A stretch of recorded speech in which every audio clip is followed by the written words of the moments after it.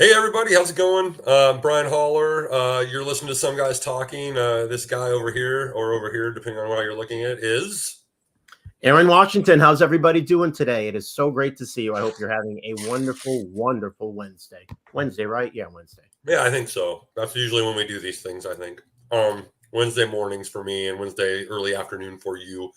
For those of us who don't know, so I'm Brian Holler. I'm CRO, Beard Bros. I work with biotech companies to do products. I am a consultant advisor, mainly in cannabis, hemp, a little bit of retail tech, etc. But um, I do those things. I am in California.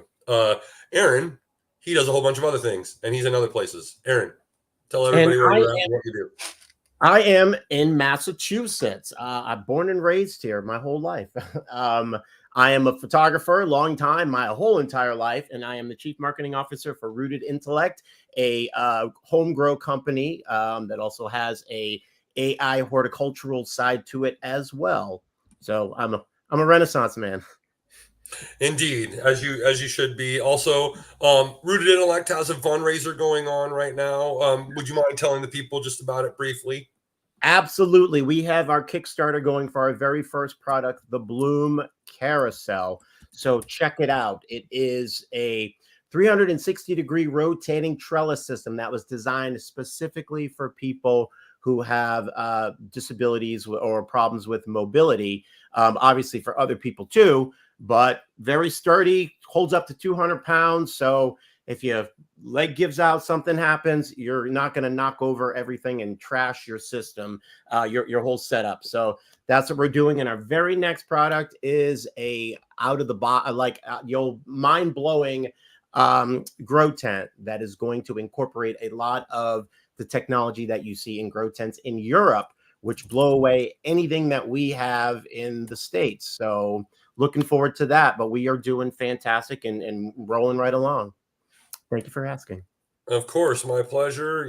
Ultimately, we want to make sure that we're bringing attention to such things. Because it's important, obviously. And I'm glad that you're doing well. And it's just started, right? So, how long does it go? It goes for another 30 days. So we've had a lot of people that show interest that actually want to buy a bunch, which is great. So everyone hop on and check it out. There you go. And the link's right there below.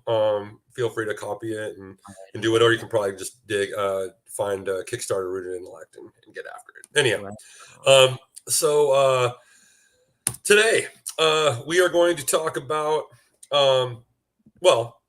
if you're new to the show, we tend to talk about kind of larger, topics that people struggle with, men and women, of course, that we go through. We sometimes look at them as in a career context or a personal context or sort of interwoven both. I think one of the subtexts of the show is that, obviously if you're not working, then nothing else does. So ultimately, we got to look at ourselves holistically, be willing to kind of take a look at ourselves, and we dive into topics where we're able to do that really nicely and efficiently. And so, absolutely, Aaron and I like to get into that sort of stuff. So today we were talking, and when he and I get together, Aaron and I get together a little bit before these, and we're kind of fine tuning the topics of the week.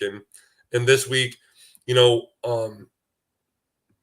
I'll let him get into it more, but ultimately we were kind of thinking, regret is something that we see a lot out there. Mm-hmm. Not so much, we've all made mistakes, right? But how long do those mistakes stay with you? How do they affect you as you move forward if you're still holding on to that? How do you truly get through things but still kind of remember them and learn from them, right? So that's sort of the subtext of our conversation today. Dealing with regret, trying to love yourself, basically. So, Aaron, thoughts? Yeah. So what actually got me thinking on this topic was I was sitting there one day smoking, and it kind of came to me that just thinking about, okay, you grow up and there are lots of things that you experience in your youth and you're growing up, whether it's the bully in the neighborhood or whatever it is. There are lots of things that we go through in life, and whether it's family and we all have our different upbringings and whatever. And you have a certain feeling about experiences that you've had and things that you've gone through. And when you think about them, say you think about, I'll say, think about a bully or something like that. You think about that and it still brings up a kind of negative feeling, or you think of something with trauma or an old relationship or whatever it is. You think about that and you think negatively. But here's the thing, all of it, every experience that you go through, good or bad, indifferent, whatever, shapes the individual that you become ultimately. So when we spend time thinking about, things that have happened in our past that we regret, and we have a negative picture of it, but if you have been able to overcome that, or if you've been able to use that to make you better and stronger, then it really shouldn't have that negative feeling when you think about it. And I'll give you an example. So for me, with drinking, I haven't drank in 5 years, not a drop. And, for a long time, I would think, well, I wish I didn't have to go through that. I wish I didn't have, I just wish, like, you think about the wasted time, the effort, just all of it, just the drama or whatever, and just the things that you put your body through. I mean, I literally was 80 pounds heavier and literally falling apart. But once you're able, if you can come out of something like that, or whatever experience that you've had, if you're able to come out of that, then you really need to be thankful for having that experience. And I can say personally, and I've said this to my kids, and it's a lesson that they can learn. I thank God every single day that I was an alcoholic. I thank God for that experience. I thank God for the 10 years of literally, like, I probably felt that it felt like I had a knife literally sticking in my guts for 10 years. That's how jacked up physically I was. Sure.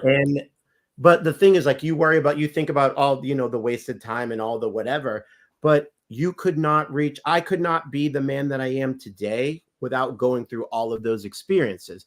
So that had to be a fundamental shift in my brain, that no longer can I sit there and go, oh, well, I wish that this didn't happen. No, I'm really thankful that it did happen, Right. because without it, I could not be here. But one of the other benefits is, whenever you live, like Bob Marley says, everything dark must come out to light. So when you live in the darkness for so long, or perceive that you're in the dark and not where you want to be, if you can find your way out of that, then you have a new kind of rebirth in your spirit. So I say all that to say that we can have regret, and like there is regret for things that we've done, but if you can actively sit down, look at them, diagnose and break it down, kind of discern it, you may be able to find that those experiences that you went through, although they sucked a lot, Yep.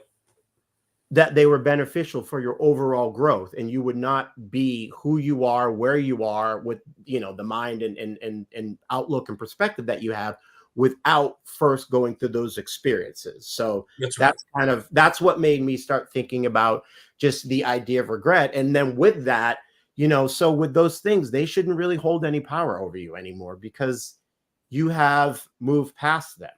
Whatever it is, if it's not something that is affecting you anymore, and you have learned a lesson from it and possibly improved yourself, then all of that regret needs to be let go. And whatever it is, relationships, whatever, people, fights, opportunities, whatever. If it's, Yes. yeah, And make no mistake about it. I mean, you could have done something bad enough where you lost friends, family, and you're not going to get them back, right?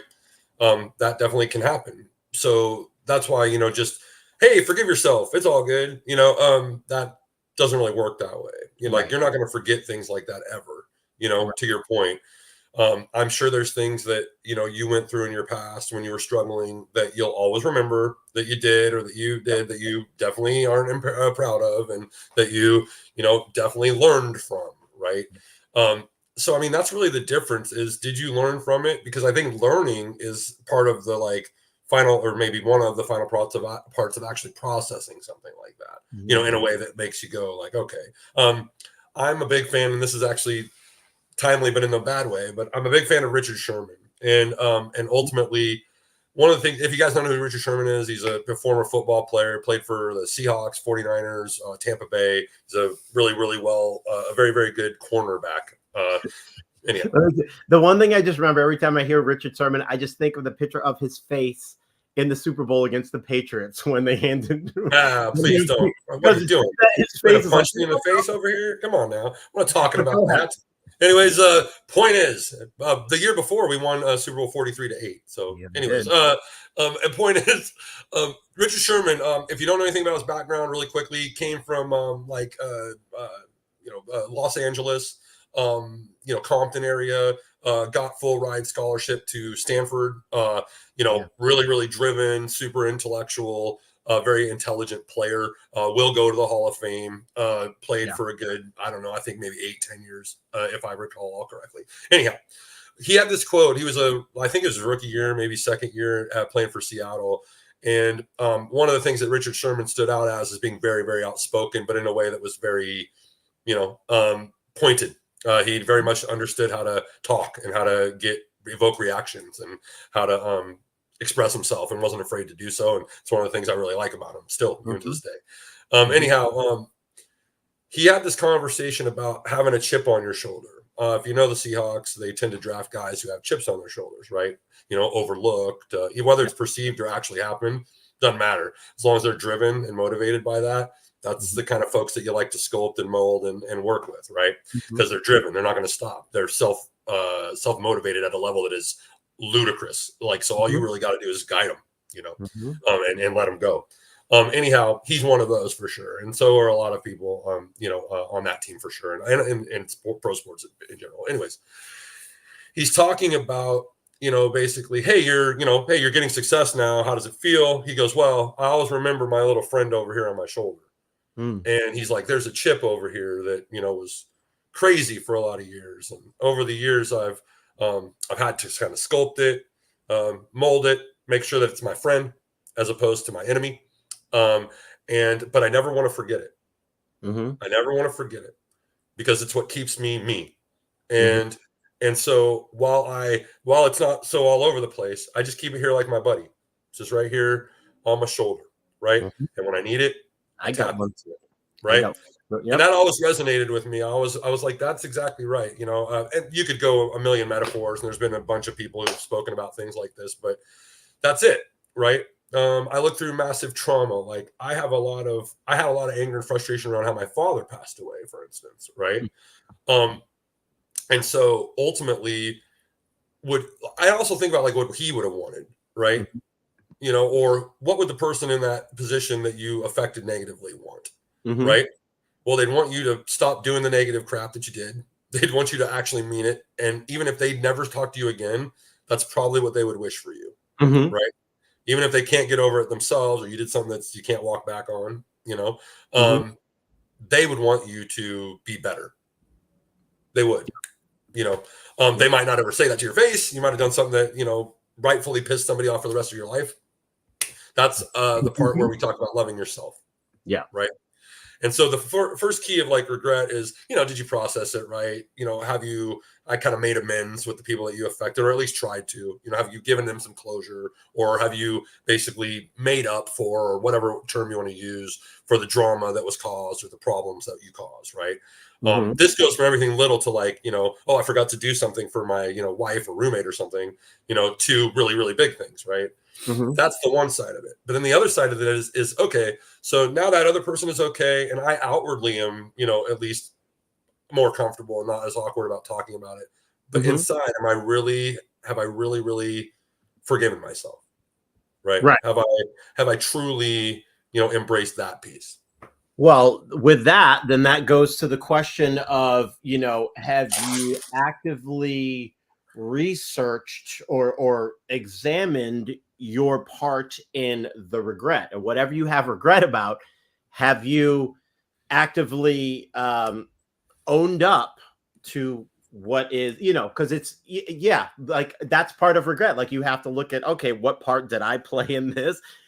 And that is where my little friend on my shoulder comes in all the time, because I have one and keeps me grounded. I talk all the time that I have it, but with that on your shoulder, you have some not harsh conversations, but you have some real conversations because you can't lie to yourself. And that literally that's part of it, because you can't sit there and lie to yourself. So, if you're able to identify your role in the regretful situation, then it makes it easier to move on and yes, move on and grow from. Exactly right. And I do think that it's easier said than done, obviously. Mm-hmm. You know, you can say that, right? We say until the cows come home, but you Mm-hmm. actually have to feel it. You have to actually figure out a way to actually do it. And you have to actually try to do it, Right. which, it's a lot easier to just put it away. It's a lot easier to just shuffle it under the rug and I'm good, you know, and people do that, Mm-hmm. and it makes sense, right? Defense mechanism. I don't want to feel that way, but you have to actually embrace the feeling, Mm-hmm. right? You have to actually embrace it, and then even like talk to people about it, which is really lame. And then and then that will maybe get you there, start getting you there, Right. in terms of you know once you say it or once you admit it, that's when it's really real, and I think that's tough to do for a lot of people just to get to that point, let alone forgive themselves for something that happened. So, um, no one's saying that what we're talking about here is easy. In fact, we wouldn't be able to crush a whole hour out discussing it if it was easy. Everybody deals with this: men, women, old, young. Mm-hmm. Everyone. The thing that, again, another overarching theme of this show is a couple of things. One, stress really is a killer. It just is. Mm-hmm. And we usually make our own stress. There's enough stressful situations that you're going to encounter in real life and your own stuff, no matter how much dialed in you are, right? So all you can hope for is that you're, as equipped as possible to Yeah. deal with the inevitable ebbs and flows that will come in life. So that's bad enough as it is. There is zero reason for you to pile this onto yourself, right? The more we pile onto ourselves, the worse it is. It's really just that simple. I think we need to put a pin in that, because that's a show unto itself, just stress Fair and the enough. stress that we create in our minds, because Yeah, I'm yeah. sure that I know that I put more stress on myself than anybody else. I know Of course that. you do. I know what I demand of myself. Yeah. So that's the thing that we do have to look And I at. think most good people are that way. That Mhm. said, there's clearly a large sliver of folks that are not. And whether that's because they're, ignorant to it, or they just, believe that elements of hate should exist in their belief structure, right? I would argue that's unhealthy, but that's just my opinion, I guess. Hate is a difficult thing. Are there people that I, Dislike. dislike or would not want to be friends with, Probably. or borderline hate? Yeah, of course, but unless anyhow, point is, you can't really spend a lot of time putting a lot of emotion on things you can't control, or people you don't know, or things you don't understand, right? Right. That said, we're inherently super curious, right? And especially if we feel like it's affecting us in a negative way, I Mhm. want to try to solve that. I don't want to feel that way, Yeah. right? And then when you run up against things and you realize you can't control it, well, then there's the rubber hitting the road, right? Can you deal with that? That's another one, right? Um, Another way to look at this is, right, like, everybody went through a lot in the last several years in America and the world, right? Mhm.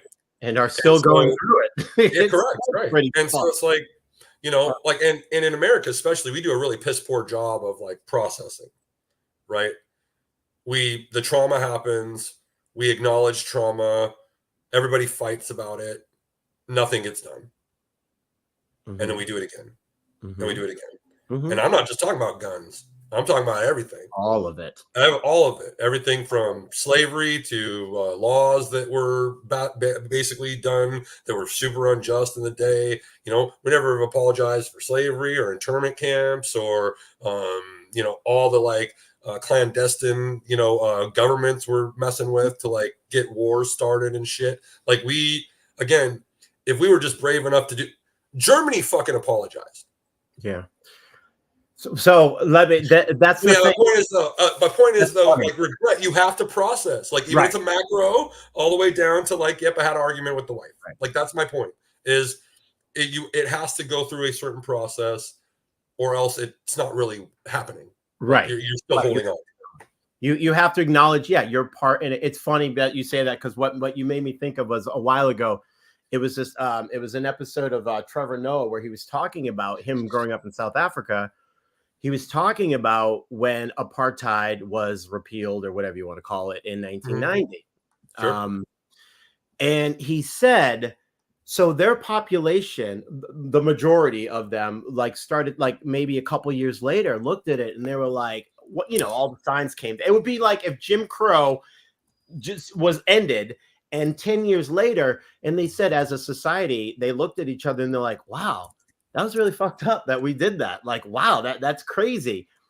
And they got to be able to look at it in the United States. We have never done that. There's Yep. never been an acknowledgement. There's been like gaslighting of like, what are you talking about? There's no racism. We're all like, whatever. When Obama was president, there was actually a Time magazine, Is Racism Dead? That was the title.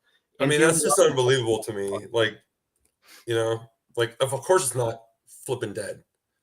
Like I don't. Again, this is the thing. It's like we just shuffle it under the rug, and then we have like media and people who will like back this up. Yep, we're good, right? Like literally the fact that like there's people, all of which who look like me, unfortunately, that sit there and look at the camera or look at you and go like, "Oh, I don't see color." Just the fuck up. Yeah. Like, yeah, yes, you do. Yes, you do. Go ask those same people if they'd rather be a black person. Right. I think that that's why we're here. Is because we Yeah. didn't have those conversations when we were in school. It was all like Rainbow Coalition and nobody talked.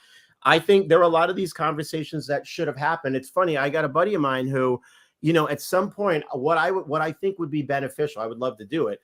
Is if you literally had a panel, like a group of people, you could have like a traveling like group, and you literally had people of all different demographics, and you could like literally have people come in and it would be a place of understanding where you could literally have conversations that aren't having. That's the reason why we're here right now, because the conversations aren't happening. If we looked at all of us, everyone that we see, we have 95% of the things that similarities between us. It's those Yep. few things like politics, religion, whatever, that color that separate us. But if we literally had like a forum where you literally had people from all different backgrounds come together and have conversations, and there would be the understanding that there's going to be ignorant questions because that's how it is. But if everyone understands that, if you're coming from a place of respect and you give each other grace, we would not be here where we are if people sat down and had conversations, but Yep. they won't. And it's easier for people to kind of demonize the other, whether they're women or black people or gay or whatever. It's Yep. easier to do that and make people go, okay, your life is shitty because of those people, not Yep. as opposed to like your life is shitty because the politicians are not working in your interest or whatever your situation is. It's easier. And that's where it comes to looking at your own part and the regret. It's easier for you to say, my life sucks because of all of these illegals and black people and blah, blah, Or blah, blah. whatever, the laws, the government, Saying, yeah, as opposed to saying, okay, my life is shitty where I am because of what? And to right. literally go, okay, maybe it's me. Maybe I didn't do whatever. Maybe like whatever the reason is, but it's almost easier just to like shiny ball. That's your problem. Hate them. You don't have to do Right. anything. And now you can belong to our club. That's where Right. the tribalism comes. And whether it's people who are conservatives or liberals or whatever, we need to have these conversations because there's only one fucking planet, and this is the only one we got, and we got to live together. Like, yes. Well, if I could wish for two things for just every human being in the world, one would be exactly what you're talking about. Like, I don't care if it's career and art form, sports, some sort of volunteer program, a nonprofit, some sort of school program, or internship thing, whatever. If you could make sure that you purposely put yourself in uncomfortable positions, or just positions where you have to work with and or get to know a wide variety of people that are looking to do a common goal, whether that's win a game, or help homeless people, or learn how to be a orchestra together, whatever it might be. I would wish that for everybody, to have that at least in one sliver of your life, if not many, right? Mhm. And I would hope that all of you seek to connect with other people that aren't sort of the normal for you. We have social media. You can reach out to people for a reason. You can connect with folks. You can learn folks. Like, literally seek to learn, as opposed to getting caught up in the whole like clickbait type stuff. Right. And then the second thing I would wish for everybody is that they could take 5 seconds, or like 30 minutes more realistically, or an hour every damn night, and sit there to themselves and look at the stars and the moon and nature, and Mhm. literally just be in your moment. I don't care if it's more urban or rural, doesn't matter. Just some space to yourself where you're not influenced by Oh, screens we all need that. or Yeah. or Just conversations or whatever, or your neighbors or whatever. And if that's maybe you go in your room and meditate or prayer, awesome. That's what that works too. mhm. But ultimately, whatever you could do to just give yourself 30 A minutes, break. 15, an hour, where you can literally just shut off and Mhm. just absorb, Mhm. the world. Mhm. If everybody did those two things, we'd be in a pretty good spot. I received that. I like that a lot, and that's the yeah.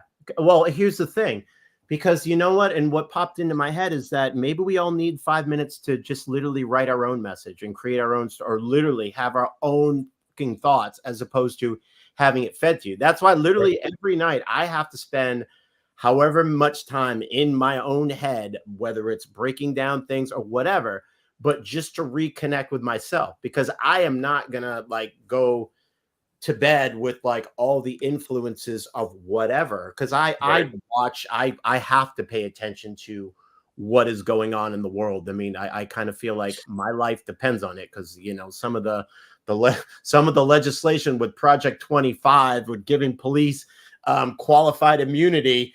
I won't want to leave my fucking house if literally you can, with no repercussions. You can, there's really no repercussions to be able to shoot me. But now, like with that, so I feel like I have to stay informed. But even with all that and knowing literally everything what's going on, I feel like I have a minor in law degrees now, after the last probably 3 years watching all this shit unfold. But Yep. with that, like, just I need that time to be in my head, where I go to bed with my own thoughts, my own message, not anyone else's like fed to me. So Well, yeah, I yes, receive important to not like quiet screen time. time. Should probably turn it off well before you go to bed if you can. But I know that's harder, easier said than done. And I know that's the case for me too. Um, but yeah, I guess it's just super important to take some time to not just to yourself, but recognize that everybody else needs that time too. So when you're going into situations and you're, again, this is more about like how you deal with the stuff that's in your own head, Yeah. right? Because that's really what I mean. Ultimately, yeah, you got people who are just no conscience about things and da da da, and we all want to try to act like the most evil people or the worst people in the world are that way. They're not.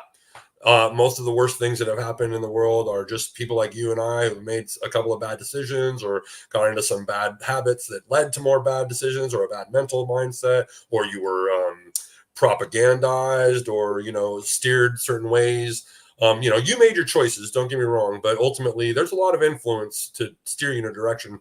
Once you start that snowball rolling, there's plenty of folks who will usher you right on down the path. And so, you got to be careful about that sort of a thing. But if you've been caught up in something like that in your past, you know, uh, I got lots of stories for days, not just about myself, but other people who I'm super inspired by that, had a lot of issues and like went through some major, major things and did plenty of things that they have a lot of like regrets around. I mean, you don't want to live with regret, but it is okay to like go, yeah, should not have done that. That was not my best move. I, Yeah. definitely, was in a bad place then, and the more you can be kind of confident about that, it shows that you've processed too, right? So point is, I mean, I don't like whatever it could be, truthfully, Mhm. whatever it could be, there's somebody who's gone through it and is feeling okay at least, or has somehow processed it out the other end. Yeah. You can look to the most extreme examples too. Mhm. this actually is still happening for those folks. Now, I'm not, there are places to go where there's some gray area here about what we're talking about. Did you go too far where you can't come back? That's a discussion. That said, most of the things that all of us or some people have done, give or take some gray area there, are probably things that other people have done. Yeah. Did you accidentally snap at your partner? That's happened a bunch of times, right? Like, did you accidentally, were you curt with somebody? Did you have to put your foot down with like a client or somebody was pushing you or whatever? That doesn't ever feel comfortable, but maybe it was right to do, or maybe you did it and it wasn't right to do, right? Because you were in your head, or you were in a place that day where you weren't feeling very good and you just took it out on somebody who didn't deserve it, right? Mm-hmm. Can't live with that. Like, hey, everybody's there's a lot of pressure cooker stuff going on. If you're talking with people, a lot of people regularly, you're going to run into times where, somebody's a little surly or annoyed, and it might not even have anything to do with you. In fact, a lot of times it doesn't, right? So when you've done that to someone, right, you're not a bad person, you're not, and so it's just important that, again, on one hand, we try to give each other grace. But then if you get into something with somebody or in a situation, I don't know, look in the mirror. If you've done something incorrect, address it, try to move forward, process it, acknowledge it with the people that have been affected, and don't ignore it, because that person did not see you. They saw it just like you saw it. So yeah, they did. So you can't ignore it. That's exactly right. You can't just move forward. What'd you say? Like, oh shit. All right, well, here we go. Right. Like, that's how it goes sometimes. So it's just important to, realize that you're fallible and that everybody else is too. And so give yourself some grace there, And how about this? Like, and here's the other thing, because a lot of times we get kind of bogged down with the regret or whatever, but like, it's never too late to, whether it's a relationship that ended bad or a friendship or whatever, or you did, like, it's never too late to just, to make the amends that you got to make, or to just whatever, because it just so don't be so hard, don't beat up on yourself that you've made the ultimate mistake. Right. Yeah. On the other hand, do the right thing. Yeah. You know what I mean? Don't hurt yourself and don't hurt others, because if you've done the thing that was wrong, it is important for you to take the lead on making sure that people are forgiven, that you've talked to the folks affected, and that you've done some, like, looking at yourself in the mirror, and that you've basically come up with like a little bit of a game plan to not do that again. That's those are the things that need to happen. Like, I've gotten to a point now where when things don't feel right or they haven't gone right, first thing I do is look in the mirror. What'd you do? Have you been doing this? Did you do this right? Did you pursue this in the right fashion? Did you say the right words? Did you, whatever? And if there's nothing that I can think of that I did, then, I'm going to go ahead and look at the other party or look at the other thing. But what I think other people do is they, like, you triggered into, oh, you hurt me, and now I'm mad. And then you didn't even think to, like, wait, but you had a part in that too. Right. And if your relationship or, dealings with this person or entity or thing had traditionally been fine, right, then that's probably something on your end, or a miscommunication perhaps, right? Think about how many times people have had beef for a while just because they heard something wrong, right, and then they hold on to that, and instead of going, what'd you say, and then the person's like, oh, no, I said, this word. Oh shit, okay, I get it. That makes more sense. But some people just get hung up right there because they get triggered, and they're all of a sudden, oh, that person's horrible, and I'm done. And right? Can't be like that either. Right. You really can't. I mean, yes, there's lines people can cross, and you establish those, with your various relationships, and you set those boundaries as you're supposed to. If you're not, you might want to consider doing so. But ultimately, don't have an itchy trigger finger either. Yeah. You see both extremes, right? Instead of like the middle ground, which is what most people are actually do, right? We prompt them the stuff like, oh, the person that gets triggered and then throws a whole like 26 posts out about how horrible this person is, or this business, or this everything, right? I hope people realize that while sure, bring attention to something that was wrong, totally get it. But if you're out in the lead in that capacity, right? I assure you that everybody watching is thinking things about you as well that you don't want them to think. And so you got to remember that. Am I saying that we shouldn't hold people accountable or bring things to light that are bad? No. In fact, I'm saying we definitely should. But I'm saying make sure you have your ducks in a row and make sure you have your resources and make sure that you know what the hell you're talking about before you start sticking your neck out there. Right? I'm not saying not to. I'm simply saying know what the hell you're doing. You know, and be confident that you're doing this because you're basically taking a pretty big leap. You're going to bring a lot of negative attention to someone, right? Mm-hmm. You're doing it purposefully. So, and I'm not saying that's not in that they don't deserve that. Sometimes people do, 100%, yes. Mm-hmm. But remember what that says about you, and remember how much and remember, just remember to do it for the right reasons. And then when you start kind of getting yourself, your selfish needs start interweaving into those sorts of things, it's probably when you've gone too far or gone to the bad place. See, that's the thing I love about being an Aquarius, because we don't feel like we need to broadcast that. Anything someone did, it's like, okay, that's cool. Not going to forget.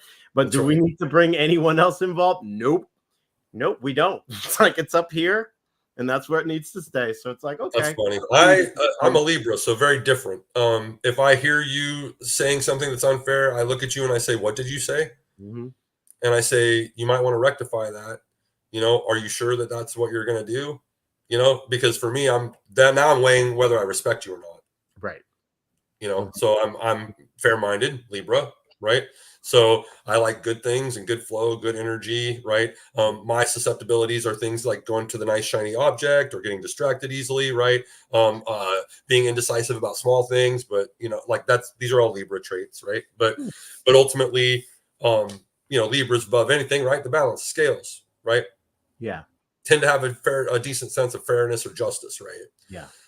Whether that's internally or in the macro. And ultimately, again, it's about that ebb and flow. If you feel like you're putting in too much to the relationship, and I don't care if it's somebody you're just getting to know or somebody you've known for a long time, if you feel like you're putting too much in the relationship, not getting what you need in return, that's going to cause friction.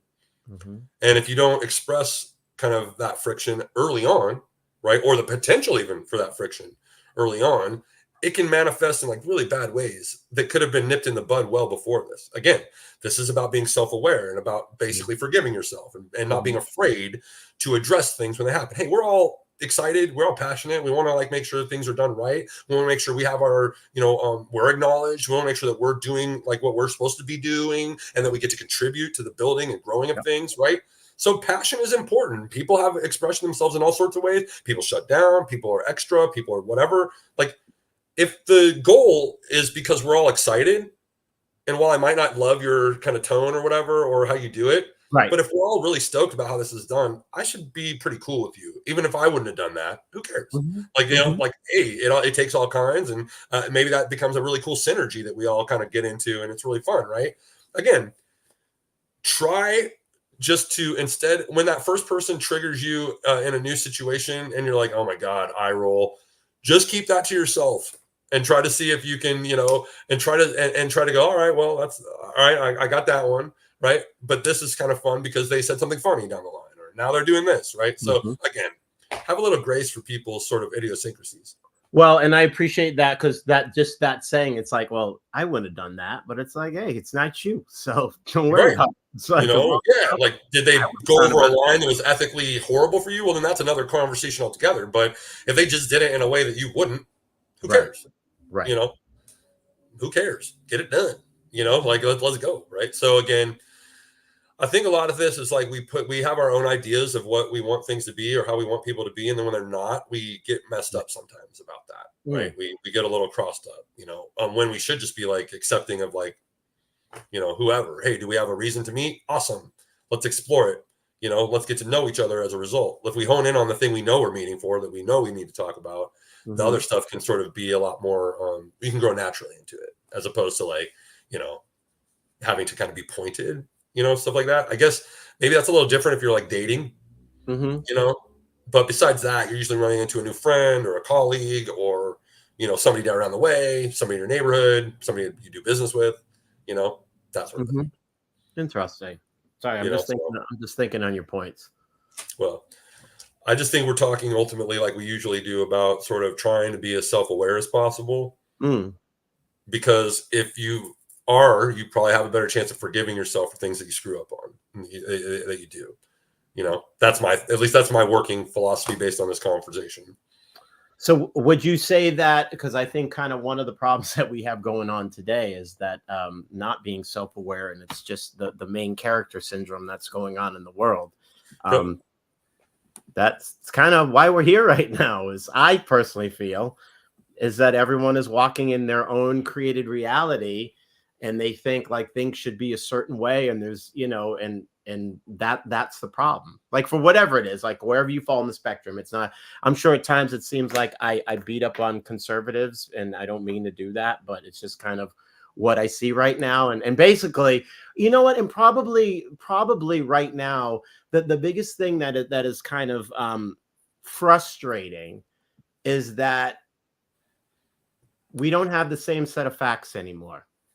Like there's not one truth anymore. It's just, you know, there's alternative facts, as we call them now. And I think that that's kind of like that's kind of the problem right now. Like we have a lot of people living in their main character syndrome, that when they're going through the world and they see something that they don't think should be there or they belong, then they feel as though they have the right to say something or do something. And I think that that's where a lot, whether it's, you know, like all of it, whether it's, you know, we have over something silly like Taylor Swift in a football game. It's just like, just the victim people, just that's what it is. Just why I don't understand how you can have main character syndrome and also be the victim at the same time. I don't get that.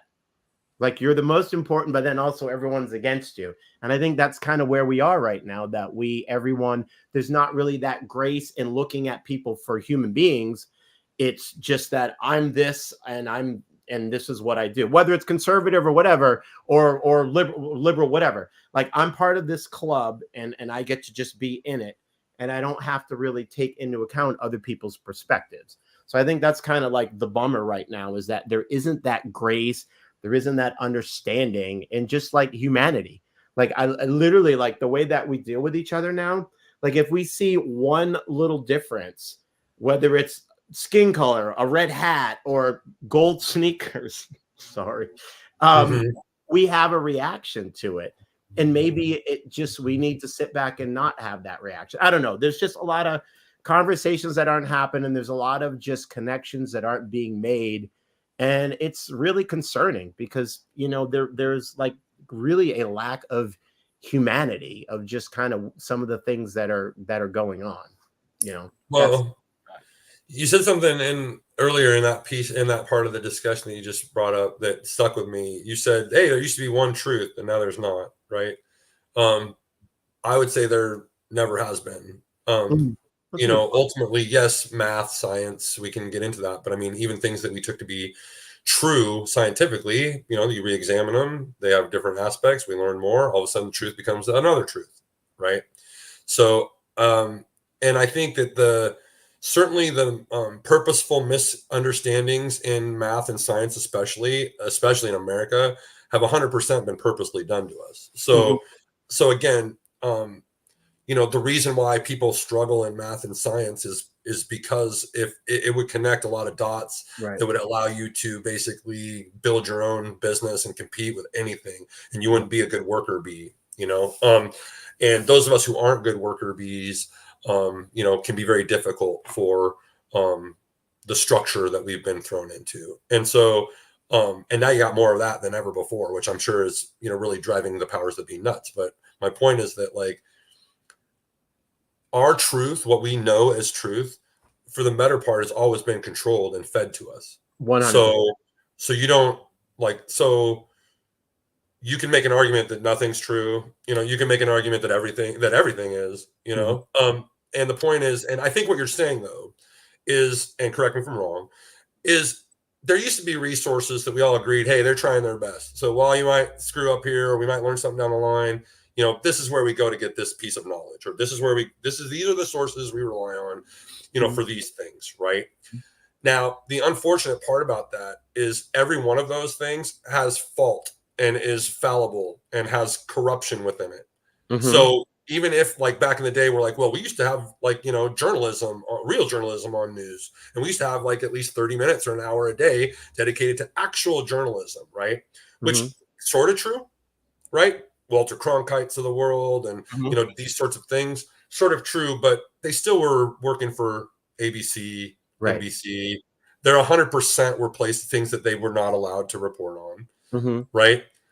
So again, my point is like, as we've sort of destroyed some of these paradigms, you know, and they've blown up in front of us over the last, especially, I don't know, 30 years or so, you Mm-hmm. know, one of the things that has been, I don't know, good and bad, but is yes, this whole like, oh, everybody gets to make up their own facts because, you know, hey, you know, I agree that that's a problem. But let's not get like, you know, let's not think that that's not something that's been done historically or that's Right. been done, you know, like Let to me us. all right. Let me amend that. Um, Sure. more that there were larger accepted facts. Like, and I'll give you the Yeah, point. that's true. Here's one. Um, Women should have autonomy over their own bodies. Like how Sure. we're going backwards, I don't get it. So kind of it's crazy how like how things have changed where okay, there used to be a belief that people could say like it was largely believed racism and homophobia is not really a great thing. It's not something that we want to trumpet. We don't really want to amplify that message. Oh, I would say that today, like we have more kind of pro-gay and anti-racism, you know, acknowledgement and and stuff than ever before. I don't think we have more racism today than 100% we had yesterday, but I do think that we have a lot of people who are emboldened. and then the other side of that coin is people who are just basically throwing temper tantrums that it's not that way instead of actually doing shit about it, right? Or they're ignorant as fuck, trying to act like it used to be racist and now it's not, and now we're going back to it. Fuck that. Like we've been a shitty racist country for our whole existence, It's founding. and Yeah. and so like this whole idea that we're like going back or whatever, all that shit is just whistle blowing to racist fucking people. Yeah. Like that's all those things that all those fucking folks talk about, like make America great again, right? That's just fucking we want white supremacy. That's all that means. But here's the That's thing: it. many folks were hip to that scheme when, as soon as that whole message came out, we were just like, okay, like it was understood, like it was a dog whistle and a wink and a nod. I'm a white We all kid in the understand. West Coast. Of course, I could see that. So shit, I would imagine any of my black friends or Let's bring it back. Latina friends or like would recognize that Right. right away. It's like let's bring it And back to the did. time when you didn't have So, rights. It's like okay, like that's not. I mean, if you ask me, all of this stuff is just the last salvo of a dying breed that's holding on for dear life to a way of life that doesn't exist anymore and never really did. And that's all this is. That's all this is. Like, that's why it's so ridiculous. Because you have the oldest, most ridiculous, stupid, ignorant people with a lot of money and power putting out the most ludicrous, stupid messages, making all the decisions about how these businesses present themselves and all this stuff and how they grow, right? That's why this is so stupid. That's why it seems so insulting. It's because it's a archaic mindset that is being perpetuated by archaic minded people who have no fucking idea what this world should be and have no semblance of reality at all. And I don't give a fuck what side of the aisle or what religion or whatever they are. The truth is they are none. They don't care about none of that. They just leverage it as resources to get what they want, right? They care about money and greed, and they don't give a shit about you. And that's So that's the basically an thing. old sort of style of thought that has basically is trickling its way out, thank goodness, but will take decades and decades for us to flush out of our system. I have a question because this is a thing I don't understand, and it just like just looking If we at even do flush it out of our system, which yeah we might. yeah I don't know. So if you are someone who like your whole we're supposed to be talking about regret, but we go where we go. Sure. So if you're someone who literally is that you like, I watch people all the time. I love Donald Trump. I love Donald Trump. Blah blah blah. And it's like, here's the thing. I don't understand when people can't see that they're being fleeced, that they're being, hey, look at the shiny ball. Be mad about Taylor Swift. Don't be mad about that you can't pay your bills. Yeah. Like, get mad at the green M&M, get mad at I got whatever. to tell you, this is Bud, one that's get always mad at Bud baffled me. Light because, But I was taught who the real like villains in the world were. but how do they not? And, How do and people not see that? How do you not see that? That literally, that's real it's a, easy. it's a Like, grip, and that he doesn't care about. Like I don't Aaron, understand. there's entire like ecosystems designed to kind of continue to make sure that you stay in that lane, no matter how much stimulation you get from your other friends out here or the internet or whatever you watch. Because if everybody around you every Mm-hmm. second of every day is Mm-hmm. racist, and then you get like white supremacy themes in your church, and then you're over here, and you get microaggressions over here, and everybody around you is pretty much white, and the only non-white people you see are working in the fields, or you know what I mean, Mm-hmm. or poor people down the way. Mm-hmm. And then you watch local news, and that just feeds into all this, right? Or then you watch Fox, and it feeds into this more. And you listen to Republican, politicians, and it feeds into it more because they want you to be this way. So I mean, ultimately, like the same thing is true, I guess, on the other side of the aisle. They're trying to stimulate us into being certain ways and thinking certain things. So again, like my point is like no one really like the people who care about you. Mm-hmm. That's what's important. Mm-hmm. The folks that are like, even people who say they care about you don't. They don't. Like they don't have time to. Like I don't even blame them. Like I care about people in the macro for sure. I love everyone. I try to love everyone. But in terms of like ripping my heart apart, for everyone, there's only a select few that actually get to that level, Mm-hmm. right? That's true for everyone. Mm-hmm. I don't care if it's Donald Trump or Biden or your friend down the way. Mm-hmm. You know, and so I don't know. It does go back to like regret and self-awareness. It does, and to your point, right? How do they not see it? Right? The cognitive dissonance, as a mindful person who is constantly thinking how someone can just exist in cognitive dissonance for years, fucking boggles my mind. Excuse me. I would argue they don't know that that's what's happening. Really does. That's No, insane. they don't know what's happening.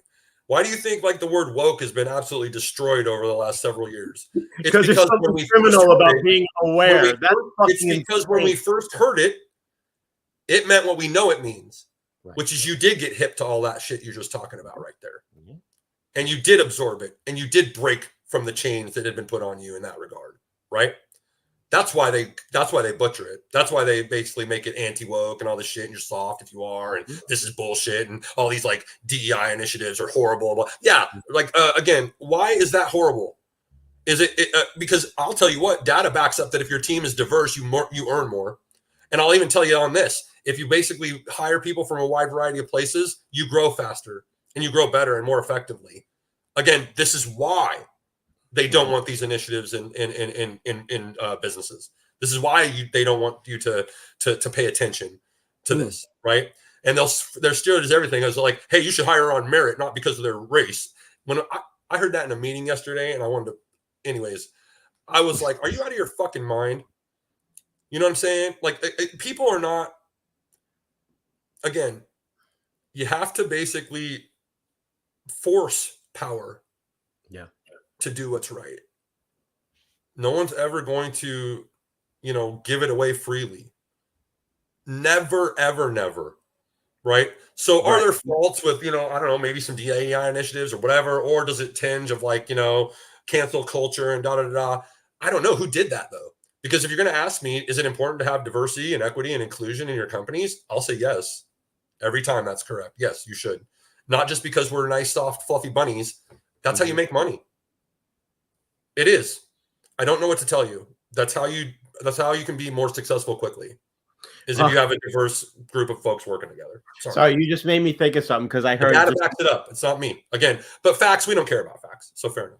No, facts don't matter. We told you. Like, it doesn't. That's funny. Anyhow, my point is like that's the whole thing. Is all these like other people on these extremes, especially the like. Here's all the data that supports that like these are evil things, right? But then when the data supports otherwise, they're like, that's a corrupt organization that doctors the numbers, right? So it's not a matter of there isn't truth anymore. It's a matter of the people that we used to rely on that would give us truth now make us confused purposefully. They talk out of both sides of their mouth all the time. But the interesting part is that there's like literally they'll say like literally they'll give out points just to make people feel better. But here's the thing, it's not making them feel better. What literally happens on Fox News is they traumatize their audience every night. Yeah, so you'll come back like a good abuse, like a good abuser. You'll come back for more. That's right. And they literally there was a study done that literally once you traumatize someone once, it's very easy to keep traumatizing them, and they start to look for it. And literally that is what goes on. That you have people who tune in that like don't feel uncomfortable with the world, and I get it. But here's the thing: many of us have felt uncomfortable with the world all of our fucking lives. Like literally, it was like the pandemic broke a lot of people because they're like, "Oh my gosh, what do you mean that the world's a scary place?" It's let's put it this way. Let's put it this way. How do you differentiate yourself in the market? Anything that you do, right? Disrupt somehow, right? Figure out a way to, do that. Well, one thing Fox or MSNBC or anybody's not going to tell you is people don't trust news anymore. They don't trust media. No. Go look at all those ratings. You want to see why they're so ridiculous? It's because nobody watches them. Yet they still hold this imaginary stroke over everything because the powers that be still think that that's the case. They do. But it's not. Everybody else gets their news from more reputable sources or gets it online or again, that's why there's such a disconnect. 70%, 75% of the general public wanting certain things and it not even getting brought to attention to even vote on in Congress, right? So again, explain that to me, please. How you can justify to yourself that, say, the migrant hordes that are they're coming to get you, which every how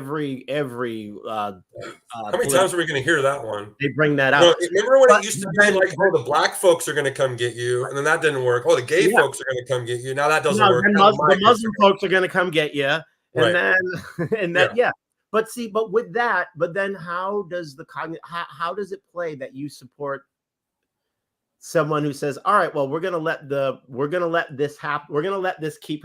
This is the scariest thing that's ever happened to the country. And we're going to let it continue for another year until our guy gets in. How does that make sense?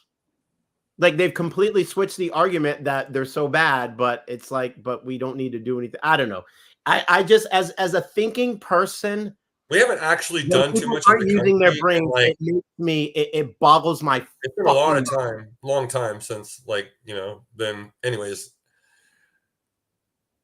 the cap and the CTAs, I guess, are, hey, remember, sources that you seek validation from don't give a shit about you. So how about don't get validation from news or sources or people who are saying things that make you feel good, right? How about actually looking inside yourself and wondering what you actually think, and then asking questions about what that is to other people who might be curious or that you could talk to about it, right? There's a CTA. And that's a way you can basically learn a little bit more about yourself, be self-aware, and then when you do the inevitable things that screw up, you might have a better chance of processing things because you're seeking information, you're seeking knowledge, you're seeking closure instead of just letting it happen to you, right? So maybe that's a way to somehow mitigate some regret that you might have too. Right, to keep yourself out of making maybe the stupidest mistakes, the worst mistakes, right, is to be self-aware, right? Oh, when I go down this path, I can see that it's going to be this. So you nip it in the bud before it's even an issue, right? Those sorts of things. Well, it's interesting because, and we got to go, Aaron. We're running low, but let's do our CTAs. All right. You look at it. Well, here's the thing. So you need to go to the reputable sources and check in with yourself because you don't need to go to the manosphere to let them know how you should be in life. You should check in with yourself. So yes, let go of regret. If it's something that has made you better, if it's something that you've been able to learn from, then no longer think of it in a negative way.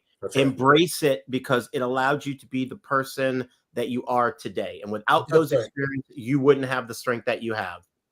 Excellent. Great way to cap it off. Thank you, everyone, for joining us as always. We're just Aaron and Brian, a couple guys talking. Come check us out next Wednesday if you like what you heard. Maybe share something, comment where you see us, and we'll continue to grow too. Hey, love y'all. Thank you very much for being here. Love you, brother. We'll talk to you soon. You too, bye, guys. Bye-bye. Be well to each other. Be well to yourselves, most importantly. That's right.